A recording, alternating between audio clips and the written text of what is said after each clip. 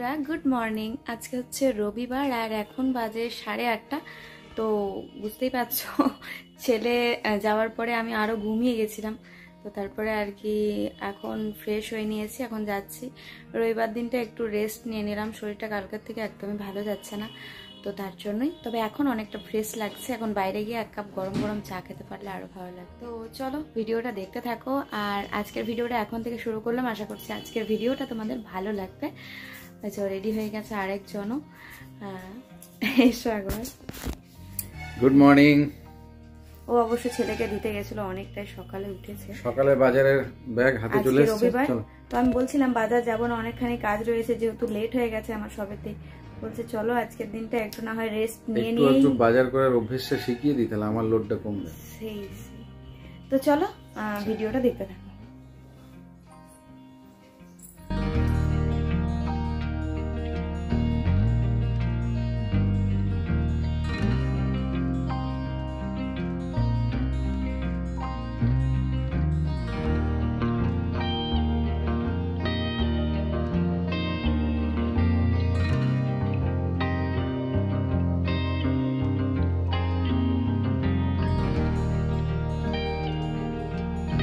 তো এই যে এখন আমরা একটুখানি চা খেয়ে নিচ্ছি, তোমাদেরকে বললামই যে একটু চা খাবো। তো এখন চা খেয়ে নিয়ে আবারও বেরিয়ে পড়বো বাজারের উদ্দেশ্যে।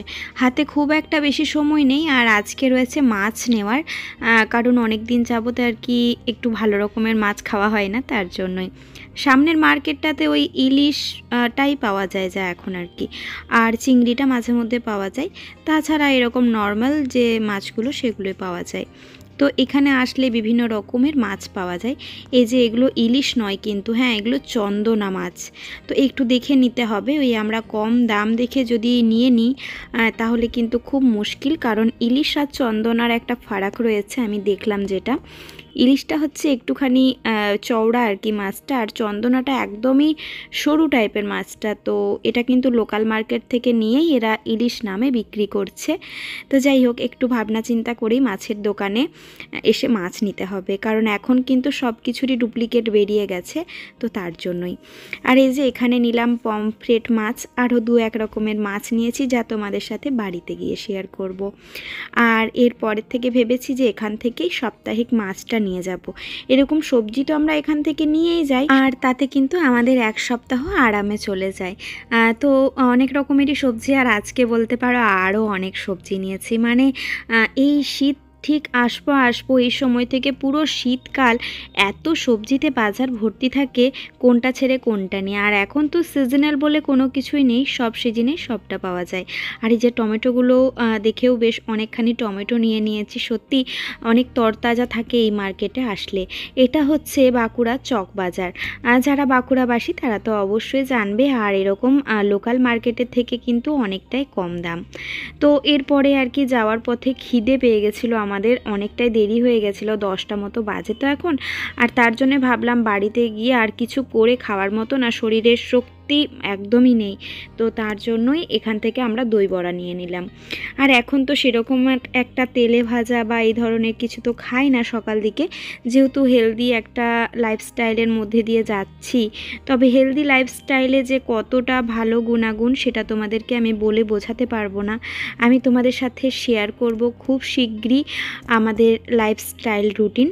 তো চলো এরপরে যাচ্ছি সৃজনকে নিতে। সৃজন এই যে ক্রিকেট খেলছিল, সকাল থেকে ওর ক্রিকেট থাকে 7টা থেকে প্রায় 10:30 পর্যন্ত।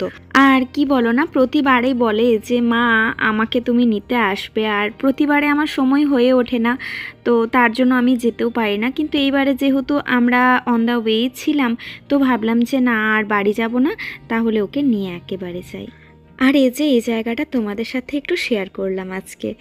আমাদের ভবিষ্যতে এখানে বাড়ি হতে চলেছে, খুব শীঘ্রই আমরা সেই কাজে নামতে চলেছি, আর তাই ভাবলাম এবার তোমাদের সাথে সবটা শেয়ার করা যাক। তো দেখো সামনে প্রচুর কাশ ফুল ফুটেছে একদম চারিদিকটা, তবে এখনও পর্যন্ত অনেকটাই ফাঁকা রয়েছে, কিন্তু এই জাস্ট এই মোড়টা ঘুরে গেলেই সামনের দিকে কিন্তু প্রচুর বাড়ি হয়ে গেছে, ওই যে দেখতে পাচ্ছ ওই দিকটায়।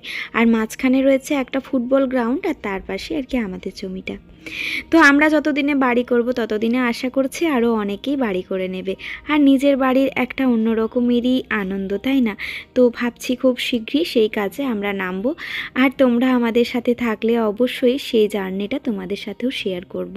প্রতিটা ছেলে বা মেয়ে সবারই স্বপ্ন থাকে আমার একটা নিজের বাড়ি হবে, আর সেই নিজের বাড়িটা যখন তৈরি হবে অবশ্যই সেই স্মৃতিটুকুনি আমরা এখানে রেখে দেব।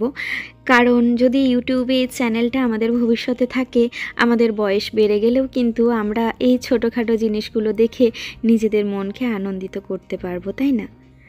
তো এই যে আজকে মোটামুটি সব কিছুই আসে তোমাদেরকে বললামই। তো ডিমটা আর কি জলে ভিজিয়ে দিলাম, যেরকম আমি ভিজিয়ে দিই। প্রচুর নোংরা থাকে ডিমের মধ্যে, মুরগির পটি থাকে, তো সেগুলো আর কি আমি ফ্রিজে চট করে তুলতে চাই না, তো তার জন্যই। আর এই যে ভেটকি মাছ নিয়ে এসেছি, বলেছিলাম ভেটকির ফিলে করে দিতে, ও বাবা সে জানে না, তো বলেও নি যে আমি জানি না, তুমি বাড়িতে করে নেবে, তাহলে তো আমি বাড়িতেই করতে পারতাম। এমন একটা করে দিয়েছে, না তো পিস আর না তো ফিলে। তো যাই হোক, এতেই কাজ চালাতে হবে, এবারে কিছু তো করার নেই। আর এই যে নিয়েছি পমফ্রেট। পমফ্রেটটা যা লাগে না খেতে, কি বলবো তোমাদের, আমার বেস্ট মাছ বলতে পারো। ইলিশের থেকেও আমার পমফ্রেট ভালো লাগে মনে হয়, একবার মনে হয়। আবার যখন ইলিশ খাই তখন মনে হয় ইলিশ। আরও একটা আমার প্রিয় মাছ নিয়েছি, যেটা হচ্ছে এই নোটে মাছ। আমার এই নোটে মাছ না ভীষণ ভালো লাগে জানো। তো এই মাছের ঝুড়ি বলো পকোড়া বলো ভীষণ ভালো লাগে, তাই একটু বেশি করে নিয়েছি। দেখা যাক কবে কোনটা করি, তোমাদের সাথে নিশ্চয়ই শেয়ার করব প্রত্যেকটা রেসিপি।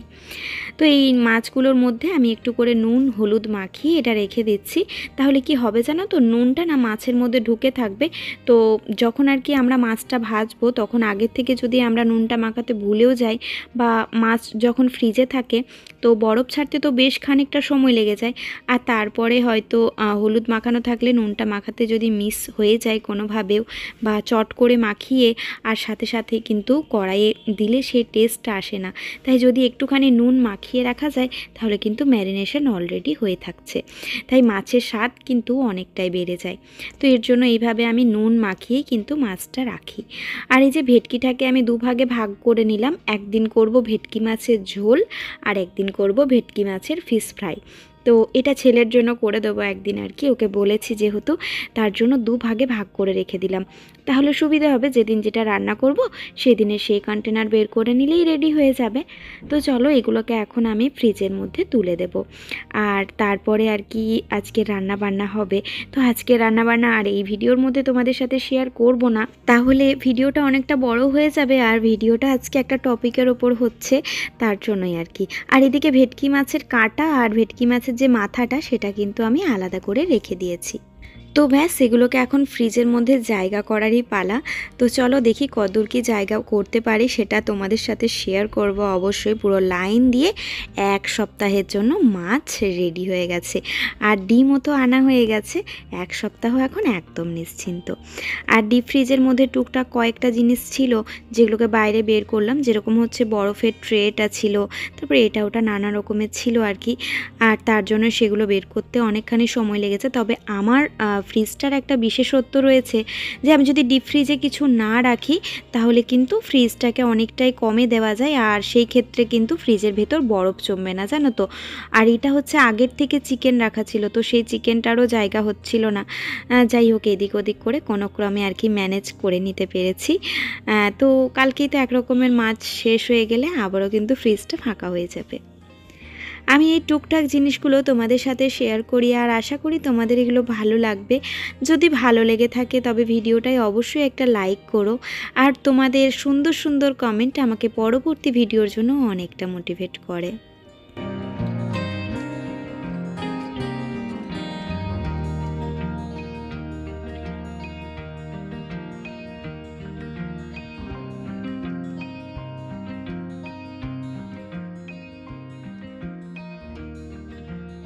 আর এই যে সবজিপাতি যা নিয়ে এসেছি সেগুলোকে আর কি গামলার মধ্যে করে রেখে দিচ্ছি এরকম জলে দিয়ে। আর এটা কিন্তু 1 ঘন্টা মতো আমি ভিজিয়ে রাখবো। তবে এর মধ্যে যদি নুন দিয়ে ভিজিয়ে রাখতে পারো তাহলে কিন্তু সেটা আরও উপকারী। আর তাতে কিন্তু সবজির মধ্যে যে কীটনাশক ব্যবহার করা হয় সেটা অনেকটাই দূষণমুক্ত হয়ে যায় বলতে পারো। তো আমি আর কি সেটা মিস করে গেছি। যাই হোক, নেক্সট টাইম অবশ্যই করব। আমি ভুলে যাই, অ্যাকচুয়ালি আমি বেশিরভাগ টাইমে সবজি রান্নাঘরে ধুই, আর তখন আর কি ধুয়ে সাথে সাথে তুলে নিই। তবে বেলকানিতে যখন ধুই তখন কিন্তু আমি এইভাবে জলের মধ্যে ভিজিয়ে রাখি। রান্নাঘরে যেহেতু আমার স্পেস কম, আর তার জন্য সেখানে আমাকে তুলে সাথে সাথে শুকাতে দিতে হয়। তো এখন সময় রয়েছে বলে আমি ঘন্টা খানেকের জন্য এগুলো সমস্ত ভিজিয়ে দেব। তোমরা ভাবতে পারছো এত সবজি আমি মাত্র 500 টাকাতে নিয়ে এসেছি, কিন্তু এখনই যদি লোকাল মার্কেটে এটা নিতাম তাহলে এটায় 800 থেকে 900 টাকা নিত। তো তার জন্য একটু কষ্ট হয় ঠিকই, তবে একটু চলেই যাই আর কি আমরা। আর এই যে কুমড়োটা তো ভেতরটা ধোয়া যাবে না, তাহলে কিন্তু শাঁসটা পচে যাবে, তাই কুমড়োটা কিন্তু বাইরের দিক থেকে সমস্ত বালিটা আমি কিন্তু ধুয়ে নিলাম। তারপরে এটাকে একটুখানি শুকিয়ে নেব, তাহলে কিন্তু আর নষ্ট হবে না। আর কুমড়ো তো রাখতে সব সময় মাঝখানের যে বীজটা সেটা কিন্তু বের করে দিতে হবে।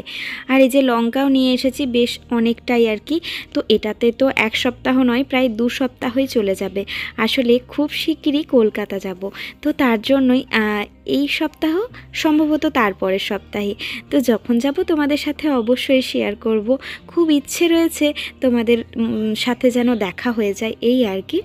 তো দেখা যাক, কোথাও যদি দেখা হয়ে যায় বেশ ভালো হবে।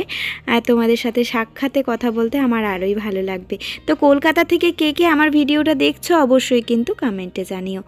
যে ডিমগুলো ভিজিয়ে রেখেছিলাম সেগুলোকে এখন এইভাবে মুছে আমি কিন্তু একটা বাটির মধ্যে রেখে দিচ্ছি। এটাকে আমি ফ্রিজে স্টোর করে দেব। আর যে ডিম রাখারটা নিয়েছিলাম ওটাতে অনেকগুলো ডিম ধরে, তো তাই চট করে কম ডিম থাকলে কিন্তু ওটা আমি আর ইউজ করি না। তো কম ডিমের জন্য এরকম ঝুড়ির মধ্যে আমি কিন্তু ফ্রিজে স্টোর করে দিই।